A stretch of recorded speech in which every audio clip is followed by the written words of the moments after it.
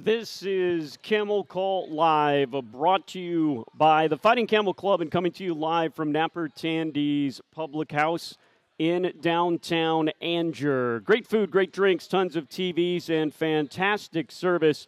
Napper Tandy's located just 8 miles away from the Campbell campus. And you can reach them online at nappertandyspublichouse.com and on Instagram at Napper Tandy's Angier. My name is Chris Ameyer. We've got a great show for you tonight, along with a visit from Campbell head football coach Braxton Harris. It's a basketball preview as we are just 11 days from the start of college basketball season. Both of our basketball teams will start on the road, but we will have a home opening doubleheader on November 9th as our men's team will take on Western Michigan at 12:30 on Sunday, followed by the women at 3 o'clock. This is part of a big weekend as volleyball earlier that weekend will take on Northeastern on Friday the 7th. By the way, our Campbell volleyball team continues to roll. They are in third place in the CAA standings, 6-2 in conference, and 14-5 overall. And also in that big weekend, 2 weekends from now, our football team will be back in action against rival William and Mary at 2 p.m. on Saturday, November 8th. This weekend, our football team makes the hour-and-a-half journey to take on NC-A&T in a CAA matchup. And joining me now is Campbell head football coach Braxton Harris. Coach, as we take a look back at that homecoming game, I know you won't make this excuse, so I'll point out a couple things for you. You're without your starting quarterback. You had 3 opening days starting wide receivers not in uniform, and your fourth one got hurt early in the game, and that really had an effect on your offense. Yeah, you always like the opportunity to play with the team that you recruited and play with the team that you put together to start the season. Rarely in college football does it work out that way. You don't always get that opportunity when you're week 9 in a season to be able to go do that, and we got to be able to find ways to be able to overcome that. We had opportunities to win the ball game in the fourth quarter. The big block field goal is a big momentum swing for us. Got to be able to take advantage of those and be able to go move the football as an offense in the fourth quarter and whatever it takes. And, taking Mike and putting him at quarterback doesn't hurt us because Mike's really a good athlete in that spot. But what it did take away, it took away the ability for us to be able to throw the ball out on the perimeter, to be able to stretch people vertically and laterally, which opens up the run game, which we had done such a good job of the week before against Hampton. We mentioned he went down early, looked like at least a pretty serious injury with Barry Tate. Can you tell us how he's doing? Yeah, Barry had a broken leg, and it was a clean break, and so that's the best kind of break is what I'm told. Obviously, I'm a dumb football coach, so they don't ask my opinions on those things. But they said it's a clean break, and they put a plate in there to be able to fuse that back together, and it's a 3-month healing process. And he went home to be with his family. He came in the building on Sunday, wanted to stop by and see us before he went back home.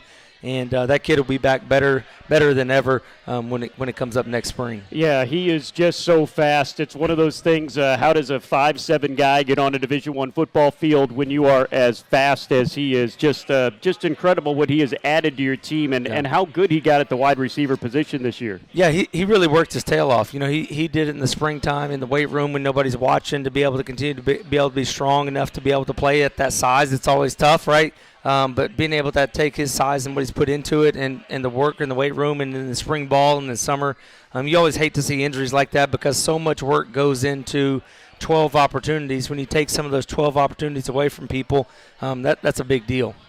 Coach, I really thought your defense held up for 3 quarters there. They had a bend but don't break mentality, holding New Hampshire to just 3 field goals and some change through the first 3 quarters. They did a lot to keep you in the game early. Yeah, absolutely. I think our defense is in the top 30 as far as in rushing defense in the nation right now. In the top 2 or 3 in the CAA, that tells you how good the CAA is. You're in the top 30 and you're not in the 1 or 2 of the CAA right now. Absolutely. But I think they've done a really good job. I thought our kids have played with so much more confidence the last couple of weeks. You look at what they put together at Hampton. And then what they put together last week. And, that's one of the things we talk about as a team. We don't ever have offensive goals and defensive goals. We have team goals. And the reason is because each week may take something different. It was a month ago when we were having a shootout against Bryant in double overtime that it took one stop on a 4th and 2 on a 2-point try. And then this week we needed a stop towards the end to be able to get one more stop to keep them out of the end zone. And we got to be able to get those things. And we got to be able to work together because no two football games are created the same. And we've got to be able to respond as a team and work together in what it takes. You know, too, your defense 5 of 14 on 3rd down, but 4 of 6 on 4th down. It just seemed like you did everything you had to do, and then they would make a make a play at 4th down. Yeah, you go back and look at 2nd downs, right? We had a couple of 2nd and longs that we should have made to 3rd and longs, but they became 3rd and manageables that turned into 4th and manageables. And so all that sequence goes together. When you're playing a good team like New Hampshire, I mean, New Hampshire's a playoff team last year. And that's what people need to understand is that that's a good football team coming in there. Throw the records out the window. CAA football, every week you're going to get a good football team that knows how to win, and that's what we're trying to be able to learn in that spot. But we needed a couple more stops on some opportunities to keep them off the field that swing some field position that puts us in a better spot.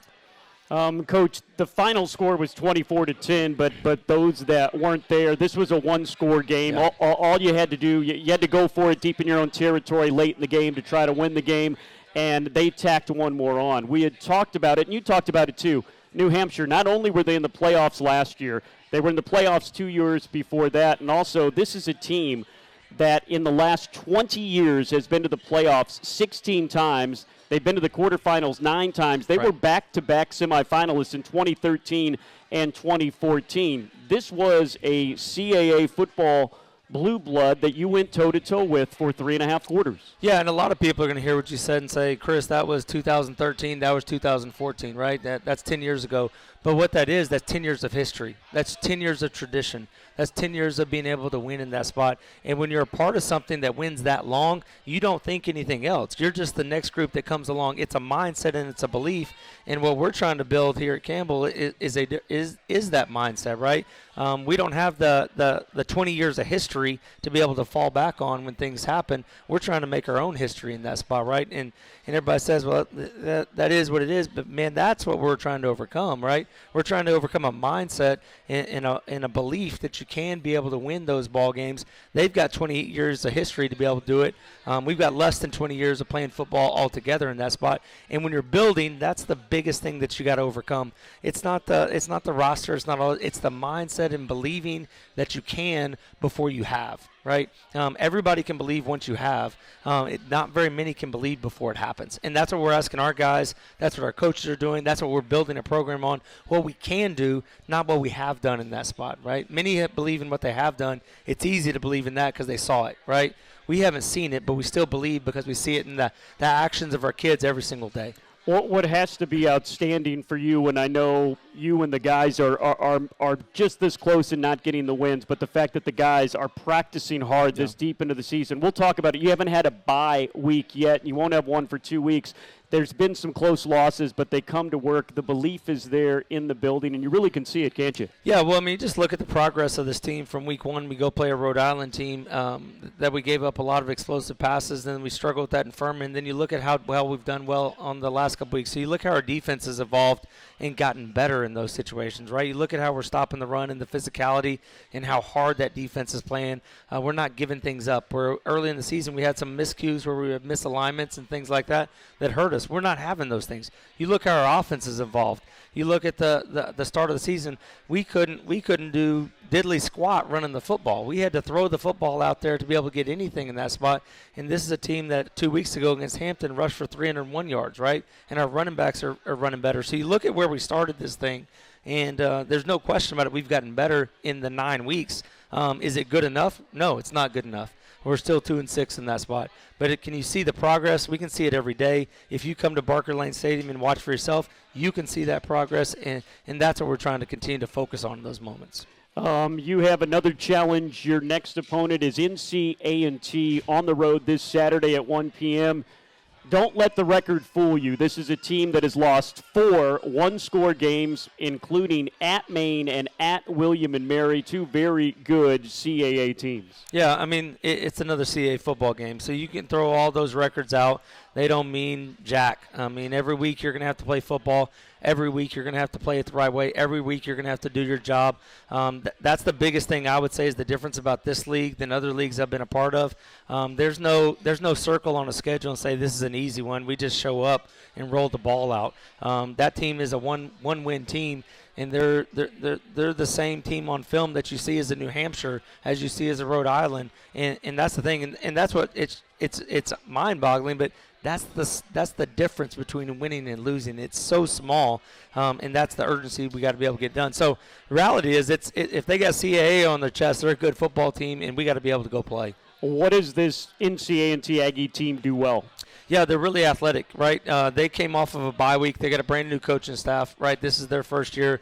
They have a quarterback. They played 6 different quarterbacks. The one that they're playing right now is kind of their guy. He got hurt in the springtime, so he was kind of getting injured, getting recovered at the start of the season, and he's their guy. He was their guy from the get-go, and he's able to make some things go with his arm and with his legs. And then on defense, they fly around and play fast in that spot. And so I know I've been in Coach Gibbs' spot over there.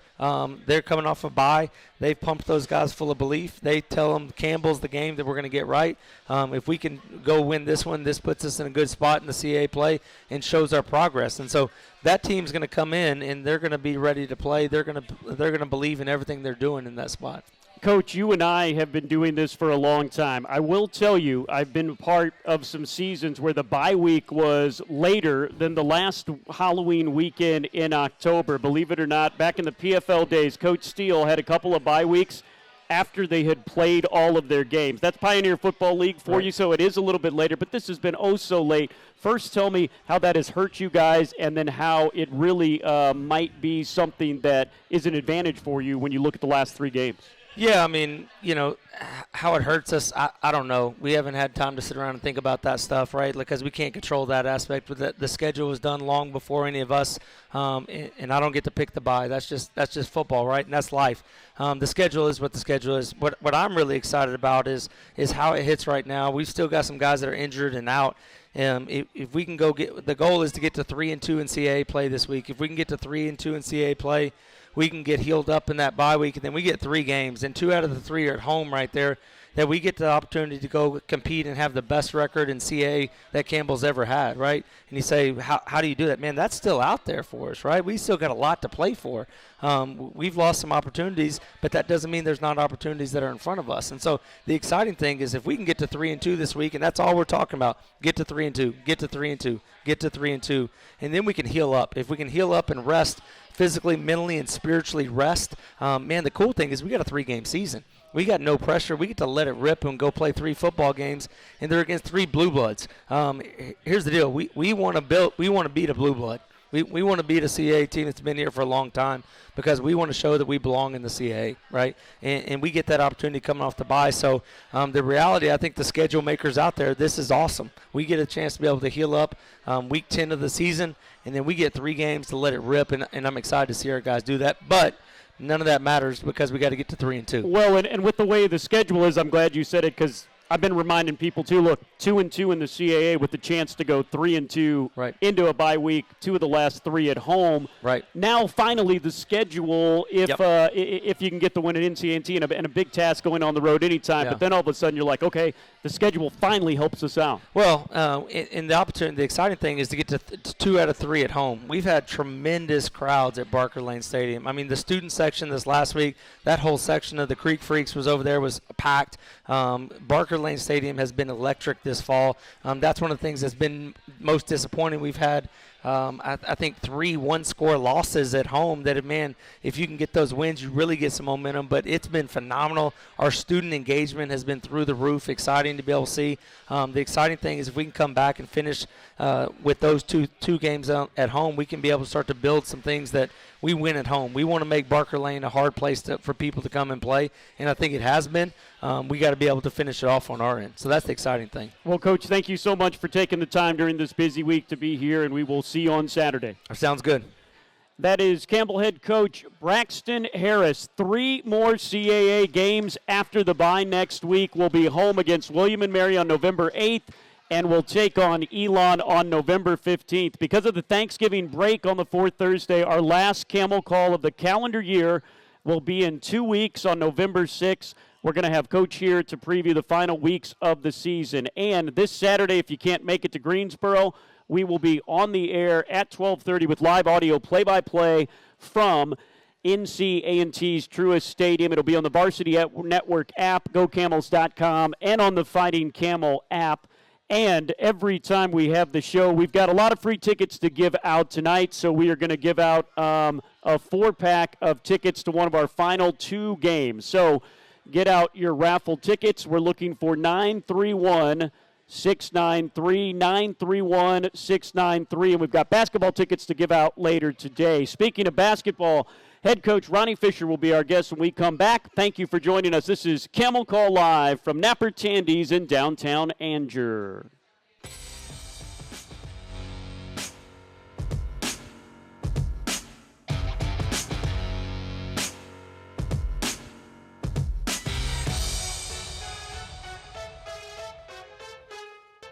Oh, welcome back into Camel Call Live. I want to tell you about the Orange Tie Gala. It is Campbell Athletics' annual signature event to help support our student athletes. It's going to be a casino night this year, and it's at the downtown Raleigh Marriott on Friday, November 14th. So in addition to live casino games and duelings, pianos, we'll have food, drinks, and we'll be auctioning off some great items, including, get this, tickets to the men's basketball Final Four, the national championship. It's back in Indianapolis this year, and tickets to the FCS championship game in college football, plus so much more. Tickets and details at GoCamels.com. There is an Orange Tie Gala button at the top. And speaking of basketball, we are so very excited. It's the best time of the year. Every sport's playing. And basketball season in the college game just 11 days away. A week from Monday, the Campbell women's basketball team will begin their season on the road in New Orleans, Louisiana, taking on Tulane. 2 weeks from tonight, they are at Charlotte. And on Sunday, November 9th at 3 p.m. in the second half of our doubleheader, they will host Virginia Lynchburg. And joining me now in his 10th season at the helm, 3-time Coach of the Year, 2-time regular season champion in his trophy case, and a WNIT appearance and a win last year. He is, of course, Ronny Fisher. And, Coach, this close to the beginning of the season, how are you feeling right now? Yeah, well, I feel behind right now. It's a great, like you mentioned, it's a great time of year. What an atmosphere at homecoming Saturday, and the football team, man, they battled. It was a great game, tailgated, and just a beautiful day, and a lot going on this time of year. And we're glad to kick it off with basketball as well. 10 years. You know, I sort of gauge my time here. This is starting season number 15 for me. It's looking at the coaches' little kids that are not so little. I hear about you. I think you got everybody married off these past couple of summers, and that 10 years in the creek. Does it feel like that to you? It really doesn't. It really is flown by, and Julie and I, we've enjoyed it so much.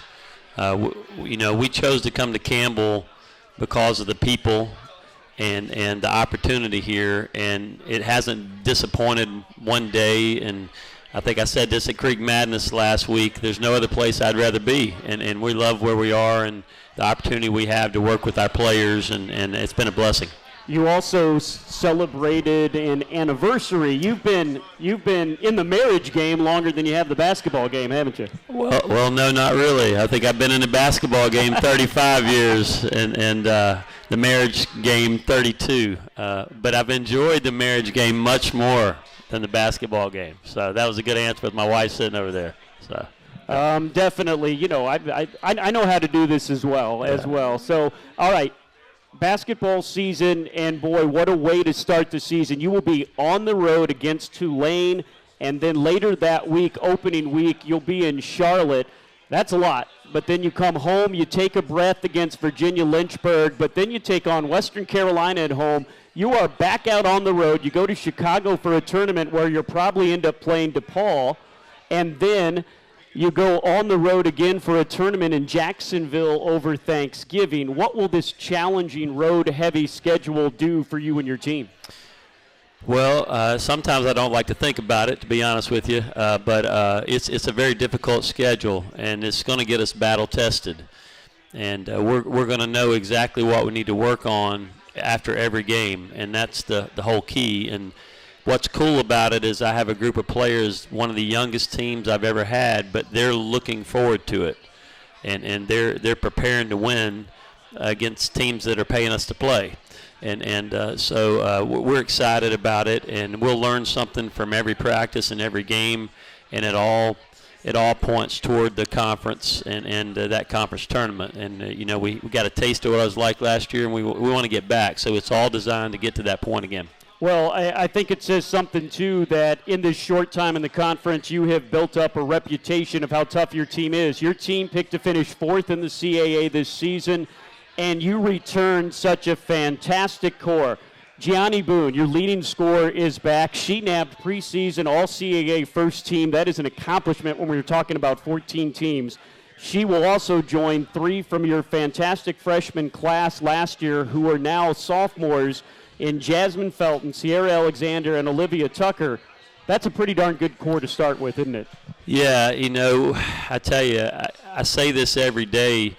It's such a blessing in today's landscape that a player comes into your office and says, "Coach, I want to come back."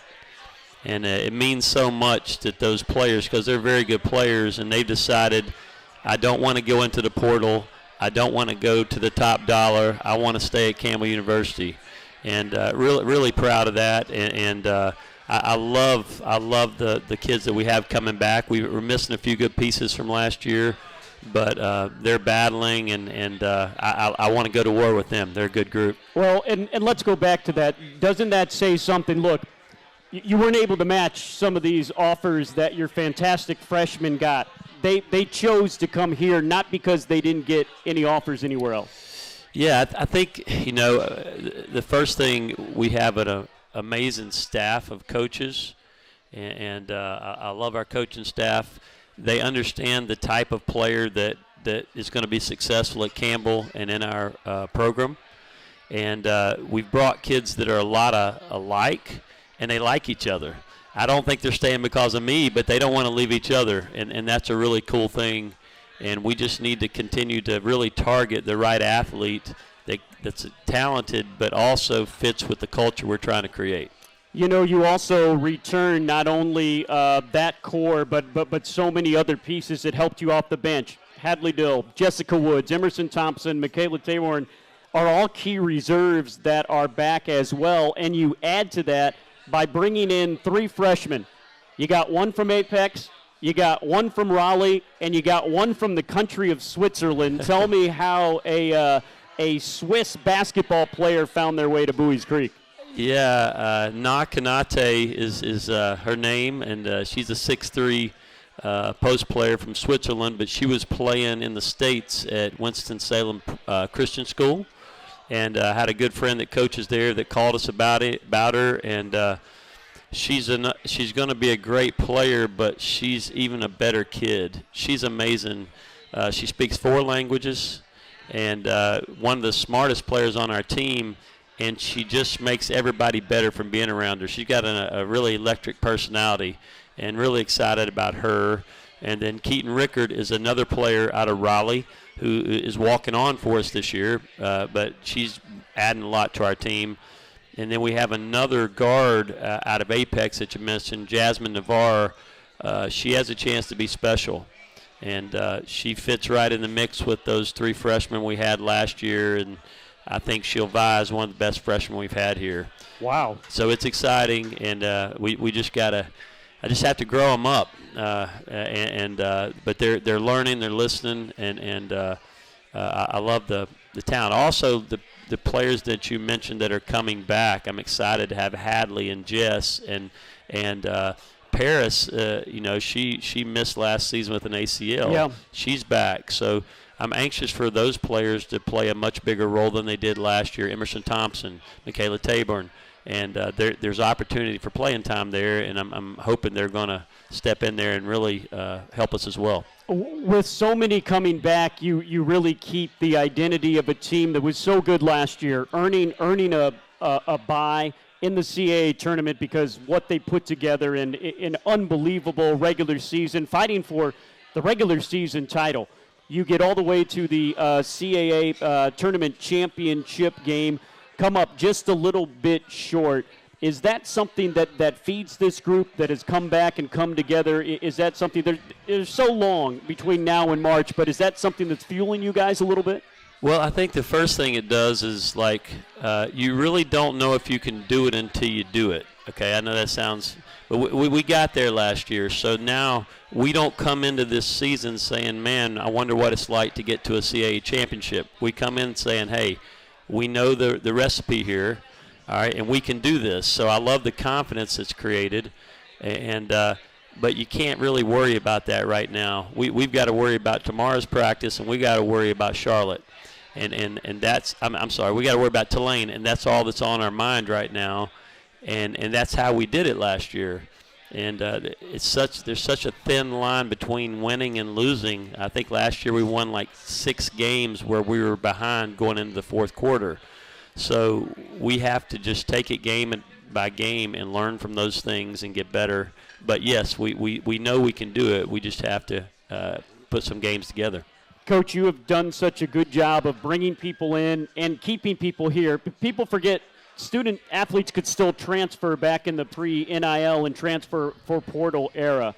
When you are talking to these recruits, some that are close to home, some that are, a continent away, you've done so great your international recruiting as well. What are you selling with this program and with Campbell? Yeah, I think there's a couple things, and I really sell them on exactly what brought me here. Is number one is the people here are amazing, and you're going to be cared for. And the academic degree will prepare you for any graduate school you want to go into, and you have a chance to come in and compete for a championship every year. I tell them that, but the most important thing is when I bring them on campus and they spend time with our players and they see exactly who they are, and that's what sells the place. Not just the players, but we have a really special group that really cares about each other, and we set high standards in their owners. They're not renters. And I remember talking to Justin Hare about that before he left, about ownership versus renting. And our players have bought into that, and so they want to be a part of that same culture. The community has bought in as well. People know you now after a decade. You're going to have a team that's really going to get after it on defense, but offensively, you have changed some things. You have taken things from all over. Sometimes it looks like you're running and gunning, the transition from defense to offense. Talk about your style of play. It is really, really fun to watch. Yeah, well, we were able last year to bring in some players that had really good speed.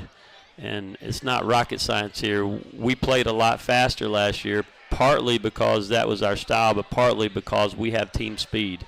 And that's something we did much better last year than we have in the past. I've always wanted to play fast, but we kind of recruited to it last year. And we've been pretty good defensively for 9 years, but I think last year we finished third in the league in points allowed and third in the league in points scored. And that creates that differential that we're looking for. So I think our first year we held people to 49 points a game, but we didn't score but about 53, I think. So yep. It's a little better. They scored 58 last year, but we got 65 or 66. So we want to keep being good in both ends of the floor, but playing fast is something that our kids enjoy and we've committed to.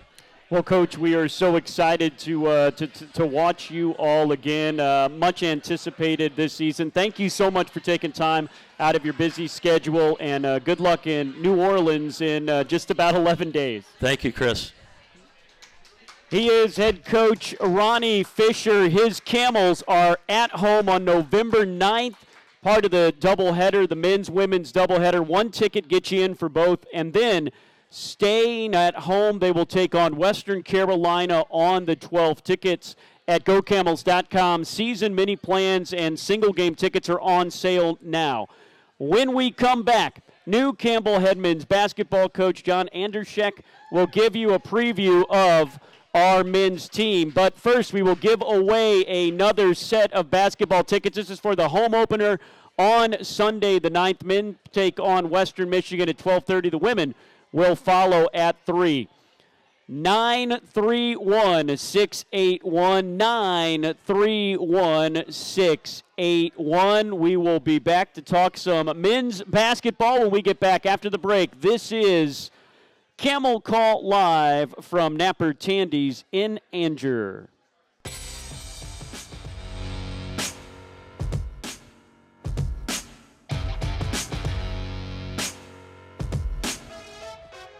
Oh, welcome back into Camel Call Live. We invite you to join the team behind the team. The Fighting Camel Club helps our student athletes compete in the CAA, both in the classroom and on the court, field, mat, diamond, and the pool. For more information, go camels.com. Our Campbell men's basketball team will open up this season a week from Monday at 24th ranked Wisconsin. Then they take on another Power 4 opponent on November 6th when they travel to West Virginia, and they'll finally be back home in a couple of Sundays. The home opener on November 9th, it's a good one, 12:30 on a Sunday versus Western Michigan. At the helm in his first season with Campbell is head coach John Andrzejek. And, Coach, you have a lot of applause here because you are undefeated still as a Campbell head coach. So how are you feeling as you get ready for your first game as Campbell's head man? May it continue forever.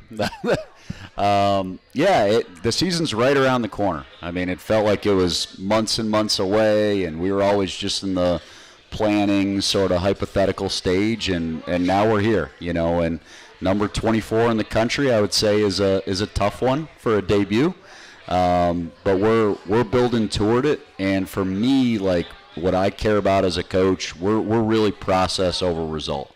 Every day we're focused on self-improvement and trying to assess the things that we're not as good as we want to be at, and get better at our weaknesses. And so for me, like going into those games, I want to play good. I want to play well. Like that's the most important thing, and we'll see what that means. If we come out of the Madison game and playing well means losing by 8, I can live with that, But I also believe that if we play well in all those, 6 Power 5 road games, I think we'll have a chance to maybe steal one, So that we're just keeping it one day at a time, trying to have good practices. I can tell you this, I really like the vibes of this group. They're working hard, they're coming together, they believe in each other, they like being around each other, which is really important on and off the court. And I think it's a team that's pretty determined to reach its potential, and that's all you really want as a coach. You mentioned it. You guys are going to be tested. We mentioned you opened up the year with 2 Big Ten teams, but not too far after that you play 2 more Big Ten teams. You'll be at Penn State. You'll be at Minnesota. You go to Wake Forest out of the ACC the week of Thanksgiving. And then you don't play a Power 4 team, but, by the way, they're one of the best teams in the nation with Gonzaga as you go out and take on the Zags, another nationally recognized team. So how and why did this tough road schedule come together for you? Yeah, I mean, I think part of it is it's really important to test our team. I think you get better by being in those environments and playing elite competition that have very strong strengths, and they'll tell us a lot about our group and what we need to get better at, what we need to put more time into. And so the hope is that will help prepare us for the league. The other piece is there are some financial components to college athletics now. Absolutely. And particularly college basketball, and those games can assist in that area. Also, too, I do know this. You wanted to play some games a lot closer to home, but I think there were 100 teams that you reached out to, and many of them not knowing what you would bring here to the Creek, and then seeing who you brought to the Creek said, no, thank you, you're not coming. Yeah, scheduling was really challenging, like more challenging than I ever expected. And some of that, to the defense of some of those teams, some of that was getting the job late, or at least getting up here late after the NCAA tournament run was done. But also there were a number of teams, especially in our backyard, that just for whatever reason didn't want to play. Either had a full schedule, thought we were going to be good, whatever it may be. And so that's how you end up going to Minnesota and going to the state of Washington and traveling all around the country to play. Hey, it's also, though, I want to let everybody know, because it came together late, but we have one of the best home schedules that we've ever had in the history of men's basketball. It is awesome. We open up at home with the MAC team, Western Michigan. Ball State, another MAC team, will be here. Green Bay will be here, both those teams in December. And, of course, the CAA schedule. Northeastern is here at home this year, UNCW, Charleston, and others. So that tough non-conference schedule, that'll get you ready for when you get into tough CAA play, won't it? Yeah, no doubt. I mean, it has definitely helped the intensity and the urgency of our practices. I mean, some of the people here, they've been to our practices. We go hard. We go for a good amount of time. We play 5-on-5. We work on rebounding, being physical. And a lot of that comes from the urgency, just comes from our guys know what they're getting into. They know we are about to play some of the best teams in the country. They know we're going to have strong mid-majors coming in our gym. And so it's a little bit, you got to figure it out. We know that we need to be at a certain level going into November if we want to have a good year.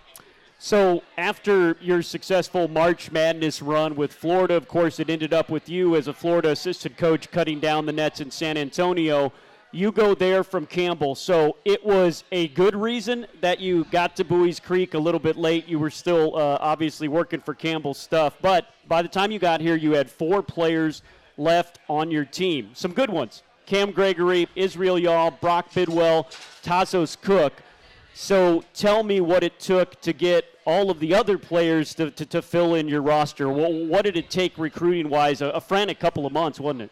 Yeah, no doubt. I mean, it really starts with trying to re-recruit your own players. So I sat down with all the Campbell kids from the previous staff, talked about what their goals were for the upcoming season, what they wanted to accomplish in their careers. And I was really tickled to get back the 4 that we got back. And Tassos Cook has already been named a captain for our team. He's done a great job running with the leadership. He's about the right stuff. His teammates love him, and he's got enough of that deal where he's like willing to hold his teammates accountable. He knows what our standards are, and he's willing to let guys know when they're falling a little short.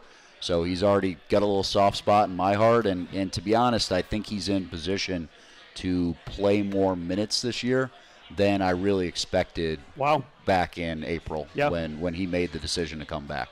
Cam Gregory's also doing really well. He's been shooting it great in practice, which has always kind of been his thing to make a jump to the next level, and he's been knocking them down. We play 5-on-5. I also like his attitude a lot. Think he's a really good kid, and he's in position to have a really nice year for us. And then Brock and Iz have tremendous attitudes. They're very, very proud to be here at Campbell. And I think that's kind of rubbed off on a lot of our transfers, a lot of our new guys that are here. So I'm really tickled to have all those 4.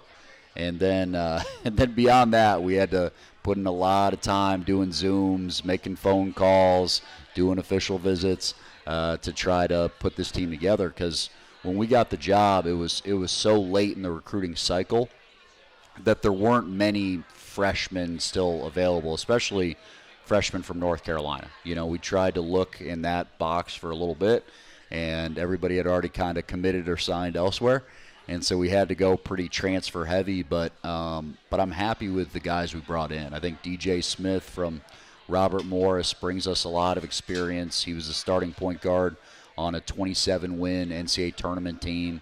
He can really shoot the ball. He's quick, can get downhill. He's used to winning. Davidus Butka was preseason honorable mention in the league. I think he's a little better than that. I think he's got a chance to be an all-conference first-team or second-team guy. He can really score with his back to the basket. He runs the floor well. He can face up, drive from the top of the key, make skillful little plays out of short roll and stuff. And then Jeremiah Johnson has really burst on the scene. He was at Green Bay last year. They had a hard year. But he produced pretty well. He's about 11, 12 points a game as a freshman. He can really score. He's quick. He's good off the bounce. He's shooting it well for us. So I'm expecting a big year from him. Yeah, you have mentioned a couple of these, but you got transfers, and then you got some freshmen from Lithuania, Australia, and you have someone that's been in the States for a while, but he was born and raised in Nigeria. He is 6'11", 275 pounds, and in my 14 years that I've been here, I haven't seen someone of that size step onto the court, and I tell you, he seems like he's bigger than 6'11", 275. Tell us about this freshman that we will definitely notice in the layup line. No, Daniel's a big boy, and he's got a great heart. He's an awesome dude, just great to be around. Guys love him. Brings good, like, positive energy. He's still a freshman. Like, we need to remember that. He's transitioning to college. He's transitioning to the United States, too. He's only been here, for a couple of years so far. So he's learning our system. I think he'll probably come off the bench early. But he should help us because he has the size to be able to rebound in traffic, wall up in the post, play our style play. But it's just a learning curve. Usually freshmen come on more as the season goes on, and historically they usually make a bigger impact once you come to January and February than at the beginning. You told us about so many good players. Remind us of, and with this group, because I know one size doesn't fit all, when you see this group, you know what they can do. You don't know when the lights are on yet in front of a crowd and everything like that, but what is your style of play going to be this year? Yeah, I mean, we want to play fast, so make or miss. We want to inbound the ball quickly, push it up the floor, go right back at the other team. If we can get great scoring opportunities in the first 7-8 seconds of the clock, we want to do that. But then after that, we play our ball screen motion. So we're going to play side to side, constantly trying to get downhill. We want to dominate the middle third. So the area between the lane lines, we want to be getting a lot of paint touches in there. We think that's key for our offense. And then defensively, it's about the opposite of that. So if our offense is all about getting middle, our defense is all about keeping you out of the middle, So we ice ball screens on the sides. We do some switching to make it harder for teams to rip it middle, But it's something that's hard to imagine as you're thinking about it now, but once you start seeing us play, we'll have a pretty defined style of play. Absolutely, absolutely. Okay, you had mentioned it a little bit, and it's, you've been our coach for so long now that it's that it's hard to think about. I can't imagine what it does in your head, because in my head I'm like, wow, the last time you were in a game that counts, it was in San Antonio in front of 90,000 people, and you ended up winning it, and you're a national champion, and you cut down the net. You were here 2 days later than that. So how often does winning the national championship come up? Does it float in your head, or is it all seen orange right now? Hey, keep going with it. We got about 10 more days, and then it runs out.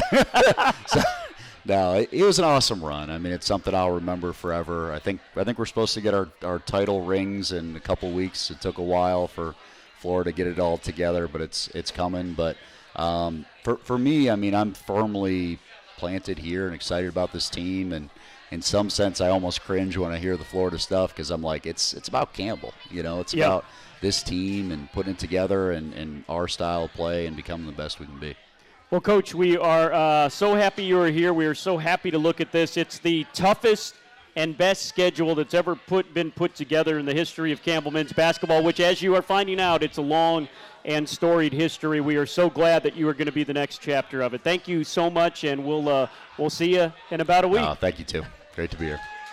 Coach John Andrzejek, the head men's basketball coach for the Campbell team, and you will be able to see him and Coach Ronny Fisher. It's going to be a great way to start the home season, a doubleheader in a couple of Sundays. Campbell will take on Western Michigan, and the Campbell women will play after that. The men will play first, then the women. Single game tickets went on sale today, so the whole schedule is out there. Season tickets obviously are still on sale. GoCamels.com. Thank you so much for spending time with us as we get ready for more Campbell football this weekend, and, of course, the Campbell basketball team. Hey, I want to point out, too, Campbell men's soccer is really making a run. They will be at home this Saturday at 7 o'clock against Elon. It's a battle for first place in the South Division. Campbell has already clinched. The men's soccer team has already clinched a spot in the CAA tournament, but they could get as high as a number 1 seed. They could host games. They could host the championship game. Come on out. Admission is free. It'll be a great game. Elon and Campbell for first place. All of this at GoCamels.com, and in your app store, search Campbell Fighting Camels and get on the redesigned Go Camels app. Thank you so much for spending time with us. This has been Camel Call Live. For Braxton, Ronnie, and John, I'm Chris Amar saying so long and have a good night.